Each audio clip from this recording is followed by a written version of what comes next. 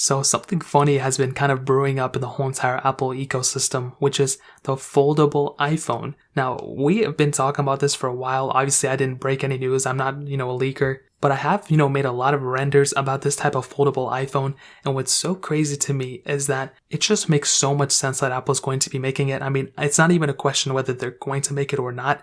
It's when are they going to release it. In my opinion, I don't think it's coming this year. It may come probably next year at the earliest. But regardless, the foldable market, we have pretty much just Samsung. I think Huawei dropped a phone and some other manufacturers. But this is a pretty big deal in my opinion because the iPhone Fold is going to be competing with the Galaxy Fold and all these other two other manufacturers. If Apple releases this, they know they're automatically going to be the first, they're going to be number one when it comes down to it, at least in their heads. You look at phones, they are a number one in a lot of different areas, not in every single one for sure, but they're a well-rounded device. And with the iPhone Fold, and especially with these amount of leaks that have been coming out recently, I mean, I'm reading all these articles like Apple is reportedly prototyping a foldable iPhone screen, and even John Prosser mentioned he doesn't know whether it's going to be like foldable, like a Galaxy Fold or kind of like a Galaxy Z Flip, but we have, the way that already exists. We already have foldable phones out there, so it's not like a prototype. It's not like they have to try something new. It's already there. The technology is already there. It's just,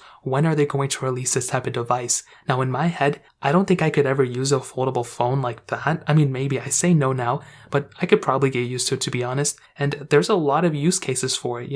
I feel like an iPhone, foldable iPhone for that matter, is going to be similar to how the iPad first came out. When the iPad first came out, a lot of people were saying, dude, it's just a bigger iPhone. Why would I get the iPad when I can just get an iPhone? You know what I mean? But when you look at it now, nobody really says those things anymore. People think the iPad is a whole different device because it is. And even MacBooks, people still have a debate whether you should buy a MacBook or iPad. Even I say it all the time. And I think the iPhone Fold is going to be one of those things that once the market gets used to it, and also once apps get, optimized for that specific hardware, that's going to be super insane. Now, beyond just the iPhone 13 lineup, which is kind of what a lot of the news cycles are reporting, the foldable iPhone is probably, like I said, not going to be coming out this year. It just doesn't make too much sense to me. I feel like 2022 is probably when we're going to start seeing these iPhones get released. If that, maybe even later. We also have rumors of Apple working on a car too, so it's so many different things that Apple's doing. But this foldable device, there needs to be a competitor that's worthwhile in the Samsung Galaxy Fold atmosphere. Obviously, in other demographics around the world, there are some other foldable phones,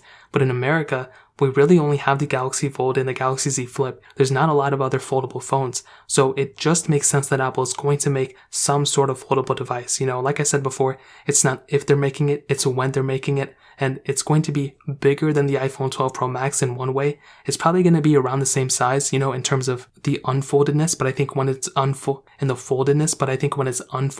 that's when we're going to see how big the iPhone 13 Fold or iPhone Fold or iFold, whatever they're going to call it, how big that device is. It's going to be, I think, probably smaller than an iPad mini when it's unfolded, but it's still going to be a pretty big device for sure. So that really pretty much covers it up. If you guys have any other questions or anything like that, let me know in the comment section below. Hit the like button, that would mean so much, but definitely hit that subscribe button. Every single subscriber that we get really does count. So it'd mean so much if you guys could hit that. Also check out the other links down in the description as well. My Twitter, my Instagram, my other channels. More importantly than everything else, I love every single one of you guys. Hopefully I'll catch you guys in the next video. Peace out till then.